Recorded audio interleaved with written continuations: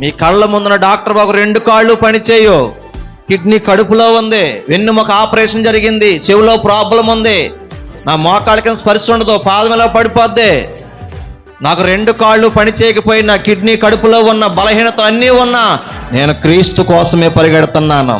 My race for Christ, నా పరుగు క్రీస్తు కోసమే. అంటిల్ మై లాస్ట్ బ్రెత్, నా ఆఖరి శ్వాస వరకు యేసయ్య కోసమే. 2 కాళ్ళు పని చేయకపోయినా నేనే ఎంత కష్టపడుతుంటే, తమ్ముళ్ళు బలం ఉంది, మీకు దమ్ముందే, కాళ్ళు ఉన్నాయి, చేతులు ఉన్నాయి, చూపు ఉంది, ఏం చేస్తున్నారు దేవుడి కోసం? మీరు రోషం వస్తూనే మాట్లాడుతున్నాను. 2 కాళ్ళు పని చేయకపోయినా క్రీస్తు కోసం పరిగెడుతున్నా నేను వికలాంగున్నా, కాళ్ళు చేతులు బలం అన్నీ ఉండి యేసయ్య కోసం ఏమీ చేయలేని, సారీ మీరు వికలాంగుల. ఎన్ని రోజులు బ్రతికమన్నది కాదు, ఎంతకాలం బ్రతికమన్నది కాదు, బ్రతికిన ఒక్కరోజైన క్రీస్తు కోసం బ్రతకాలి. ఆమేన్, హల్లెలూయా. ఏదో ఉంది గతం, రాహాబుకి ఉంది గతం, మనకుంది గతం, అది చెడ్డదే, మన మంచోళమేమీ కాదు.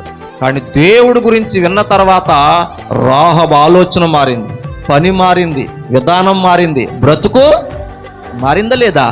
మారింది. ఎంతంటే నా ప్రాణం పోయినా పర్లే, దేవుని సేవకుల్ని కాపాడాలని దాచిపెట్టింది, దేవుని కోసం నిలబడింది. హల్లెలూయా.